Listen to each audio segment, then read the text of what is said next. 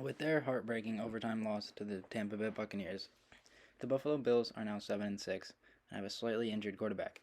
So, is it time to panic on the Bills' season, or could they still make a Super Bowl run? As we all watched, we could see Josh Allen deal with an ankle injury, so this is really the biggest test of it. They're 7-6 and can really control their own destiny. They have the chance to win the division if they win out and get some help. Then they should at least go 3-1 or their final four of the games and get in the playoffs relatively easily. Now, if they go 3-1, they're not guaranteed a playoff spot, but a lot would have to happen that's most likely not going to happen for them to end up not making the playoffs in a situation where they go 3-1. If they go 4-0, they would need a little bit of help and they would need an Indy win over the Patriots to win the division. Buffalo plays Carolina this week. Then they're at New England. That's the game that I think they're going to lose. Then they host Atlanta and they host the Jets. And that game against Carolina this week, they're also hosting that as well. So you got 3 home games and 1 tough road game against your biggest rival in Bill Belichick and the New England Patriots. So that's really going to be the tough game. But that comes a week from today, a week from this week. So Josh Allen's going to have a solid 13 days to rest up and get his ankle right. But this Carolina game is going to be huge because you're going to have a banged-up quarterback. And I'd say, although Carolina just lost to Atlanta, they'll probably play Buffalo tougher than Atlanta will play them in a little bit. The Jets, you don't really have to worry about much with the Jets there. We all know how much Zach Wilson has struggled and how much the Jets have sucked over the past, decade. But this game against Carolina, that's your huge game because you don't know what you're going to get out of Josh Allen. You may have to run out Mitchell Trubisky there. But if you find a way to win this game, which they should because they're the better team, they have better players, they have better coaches, and the Panthers are looking like a disaster right now. The Cam Newton experiment looks terrible. We'll see if Buffalo can pull this game off.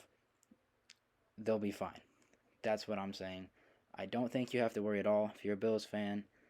If you like rooting for Josh Allen, because he's a good guy to root for. He plays hard. We saw that last night against Tampa. But he plays hard. And if they can find a way to win that game, which they should, and it's not even, I don't want to say find a way to win that game. If they win that game like they're supposed to, because they're supposed to. So this is the week where that's their biggest chance of upset. They're probably going to lose to New England. But if you lose to New England after losing to Carolina, you're now under 500. If they do that, you're in a rough spot. But if you beat Carolina, you were 8-6 going into the New England game. You win, you lose, doesn't really matter. If you win, you get a chance to win the division depending on how New England's rest of the schedule goes out. If they lose one more game that's not the Bills game, Buffalo can jump them for the division. But you let's say they lose that, they're 8-7. You got a home game against Atlanta, get the 9-7, and then a home game against the Jets to end the season to get the 10-7. 10-7, you're most likely in the playoffs, pending some crazy scenarios.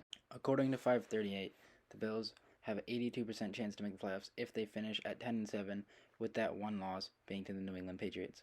Now, this is with no other games simulated, just the Bills games.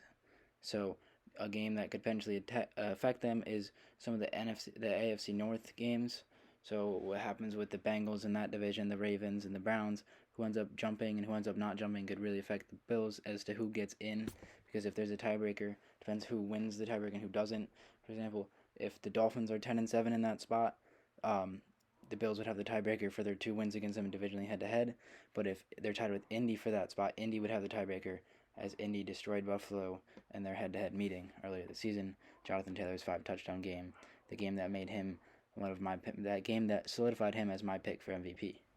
Now, according to 538's quarterback rankings, they have Josh Allen listed as the 3rd best quarterback in the NFL, behind Tom Brady and Aaron Rodgers. That's how good Josh Allen's been this season. He's been really good for the Buffalo Bills. He's put them in spots to win really every game but the Indianapolis game. And even if you were someone that watched the game like I did, you would see that some of his picks were tip picks and they were not on him. They weren't his fault, and it just really, stuff like that happens from time to time. That's why it's so hard to be perfect in the NFL. Why it's so hard. That's why the Dolphins' record hasn't been broken and probably won't be broken for at least for a long time to come. So we know how good Josh Allen is. We know how good the Bills are. We've seen what they can be. But how good will they be with Mitchell Trubisky if he ends up starting for them, if Josh Allen can't go against Carolina Panthers? Personally, I think Josh Allen's going to start. He's the type of guy that's going to fight through everything to play, and I think they'll let him because they know how important this is. The right decision is probably to let him sit and get healthy for that New England game, because if you got to go 3-1. So if you rush Josh Allen back and lose, and then you still don't have him at 100% for that New England game, you're in a tough spot. But If you let him rest, play Mitchell Trubisky, and end up losing, then you got 100% Josh Allen, knowing it's a must-win in New England.